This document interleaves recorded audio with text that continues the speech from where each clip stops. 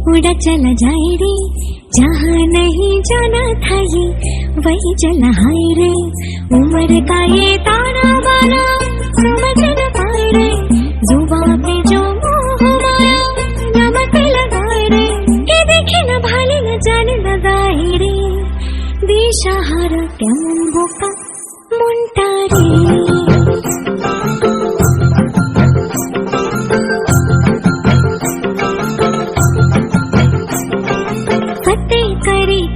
सारे भेद जाए दीवारे प्रेम कोई सीधे लागे अगर হ্যালো এভরিওয়ান, গুড মর্নিং। তো সকাল সকাল এই যে দেখো চলে এলাম আমি রান্নাঘরে। তো আজকের ভিডিওটা আমি রান্নাঘর থেকেই শুরু করলাম। তো সকালে আমি উঠেছি, এখনও কিন্তু আমার কিছু কাজকর্ম হয়েছে, কিছু হয়নি। তো মানে কিছুই হয়নি বলতে পারো। তো প্রথমেই আমি চলে এসেছি ঘুম থেকে উঠেই রান্নাঘরে সবার প্রথমে। তো এখন আমি দেখতেই পাচ্ছ আলু ছাড়িয়ে নিচ্ছি। আর তোমরা এতক্ষণে নিশ্চয়ই টাইটেল আর থাম্বনেল দেখে বুঝেই গেছো যে কে আসছে আজকে আমাদের কোয়ার্টারে। তো সেই জন্যই আমি সকাল সকালে এই যে দেখো মটর আলুর তরকারি বানাবো আর বানাবো হচ্ছে পুরি। তো তারই প্রস্তুতি আমি শুরু করে দিয়েছি। যে আমার কটা থেকে ভেঙেছে তার ঠিক নেই। যদি আমি শুনি কেউ আসবে, আমার কিছু কাজকর্ম করতে লাগবে, তখন কিন্তু আমার ঘুম একদমই হয় না। মানে কতক্ষণ থেকে যে ঘুম ভেঙে গেছে আমার, শুধু এদিক আর ওদিক হচ্ছি। তারপরে আমি ভাবলাম যে চলো আমার কাজটা শেষ করে নিই, তারপরে যদি ঘুম আসে তো ঘুমোবো, না তো কিন্তু ঘুমোবো না। মানে 4:30 থেকে উঠে পড়েছি এরকম। উঠে এইভাবে আমি মানে করতে লেগে পড়েছি। বর বলল যে হ্যাঁ মোটামুটি পৌঁছে যাবে 8:30 9টার দিকে। তবে কি বলবো, তোমরা ভিডিওটা দেখতে থাকো, লেট করেই ওরা পৌঁছেছে। যাই হোক, আমি সকালে ব্রেকফাস্টে দেবো বলে মটর আলু তরকারি বানাচ্ছিলাম। এখন দেখো এখানটায় কালকে রাতের বেলাতে আমি মটরগুলো ভিজিয়ে রেখেছিলাম, আর এখানটায় আমার আলু কাটা হয়ে গেল। চলো আমি ধুয়ে নিই আলুটাকে, তারপরে আমি প্রেসার কুকারে সিটি মেরে রেখে দিব আর আটাটা মাখিয়ে রেখে দিব। আবার বরকে ফোন করেছি, আমি তো সকালে ফোন করলাম, ওরা বলল যে হ্যাঁ মোটামুটি 6টার মধ্যে ট্রেন মানে চলে আসবে ট্রেন। তো তারপরে সেখান থেকে আমাদের আবার কোয়ার্টারে আসতেও কিছুটা সময় লাগে। স্টেশন থেকে আমাদের কোয়ার্টারে আসতে যতটুকু সময় লাগে ততটুকু সময়। তো যাই হোক, চলো আমি মটরটাকে এখন বসিয়ে দিই লবণ হলুদ দিয়ে। এই যে লবণ হলুদ দিয়ে দিলাম, এই যে হলুদটা এর মধ্যে আছে, লবণটা ওটার মধ্যে আছে। তো লবণ হলুদ দিয়ে এটাকে আমি এখন প্রেসার কুকারে সিটি দিতে বসিয়ে দিব। ওই 2টো কি 3টে দিব, দিলেই কিন্তু হয়ে যাবে সেদ্ধ। আর ওইদিকে হচ্ছে আমি এরপরে আটাটা মাখবো। এর মধ্যে আমি আবারও বরকে ফোন করে নিয়েছি। বর বলল তোমাকে এত তাড়াতাড়ি কোনো কিছু করতে লাগবে না, তুমি শুয়ে যাও, আমি এলে সবটা করে নিব। তাও আমার মন কি আর মানে, দেখো ওরা এসে করবে খাবে, এরকম একটা কেমন একটা লাগে তাই না। তো ওই কারণে আমি দেখো আটাটাও এদিকে নিয়ে নিলাম, আটা মেখেই। আর কি বলবো, ঘুম আসছে না। বিশেষ কথা হচ্ছে কি বলো তো, ঘুম আসছে না। কেউ যদি আসবে শুনি না, সেদিন আমার কোনো মতেই ঘুম আসবে না, এরকম একটা ব্যাপার আর কি। তো চলো আটাটা আমি তাড়াতাড়ি করে মেখে নিই, তারপরে যদি মনে হয় ওরা লেট করে আসছে, আমি না তো পুরিটা পরে ভাজবো, মটর আলু তরকারিটা করে রেখে দিব, আর পুরিটা না তো ওরা এলে গরম গরম ভেজে দিব। যাই হোক, এই দিকে কি বলো তো, কাজটা যদি গোছানো থাকে না তাহলে একটা টেনশন ফ্রি থাকা যায়। যে ওরা দেখো একদিন ট্রেনে বসে আসছে, ওদেরও তো খিদে পেয়ে যাবে তাই না। আসার সঙ্গে সঙ্গে ওদের আমি যদি করে রাখি তাহলে তাড়াতাড়ি করে খেতে দিতে পারবো। যাই হোক, এদিকে দেখো আমি ভাবছিলাম শুয়ে পড়বো, একটুখানি শুয়েও পড়েছিলাম, সত্যি কথা একটুখানি শুয়েও পড়েছিলাম। তারপরে ওই দিকে দেখো ওই যে দরজা খোলা আছে দেখতেই পারছো, দেখো পুরো মানে ভোর হয়ে গেছে, সকাল হয়ে গেছে। দিয়ে ওই দিকে দেখতেই পাচ্ছ আমি পেছনের দরজাটা খুলে দিয়েছি।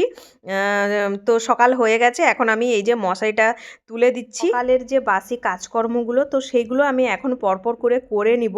আর সত্যি কথা বলতে কি, বাড়ি থেকে যদি কেউ আসছে, প্রথমবার আমাদের কাছে কোয়ার্টারে আসছে, কতটা এক্সাইটেড আমি নিশ্চয়ই বুঝতে পারছো।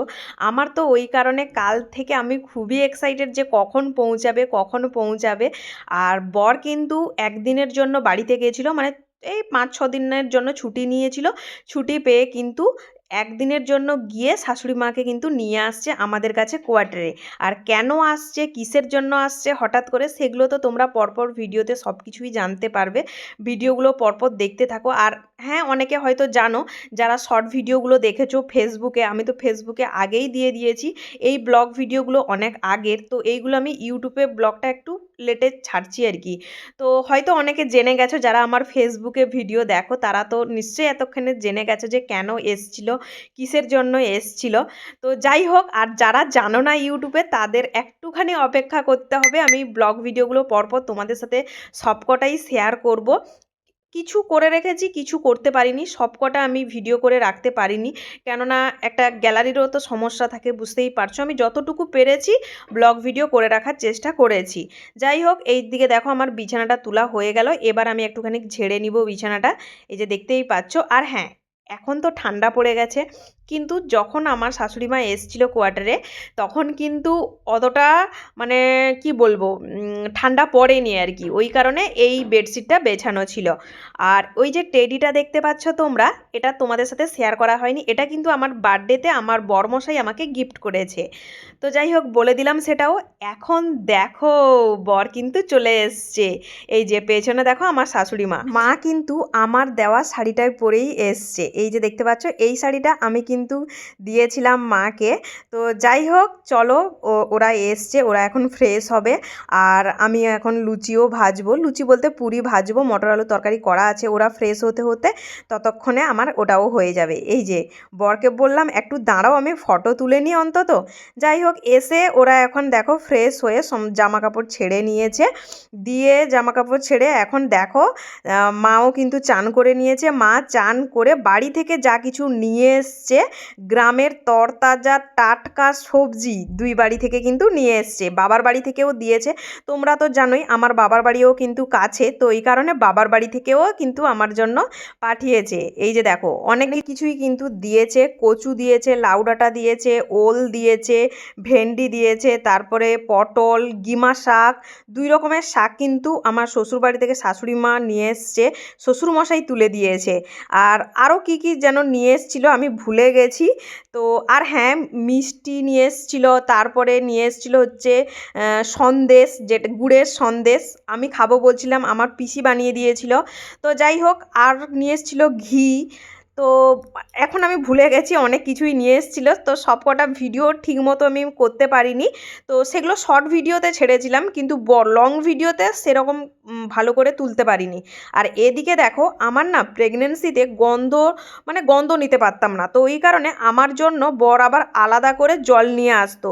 যেখান থেকে জল আনা হয় সেখানকার জল আমি খেতে পারতাম না, বর আবার কোথা থেকে যেন আমার জন্য আলাদা করে এই জলগুলো নিয়ে আসতো। এইভাবে আলাদা করে আমার জন্য জল আবার সরিয়ে রাখতে হতো। এই বোতলের জলগুলো সবকটা কিন্তু আমার জন্য, আমি খাবো এই জলগুলো।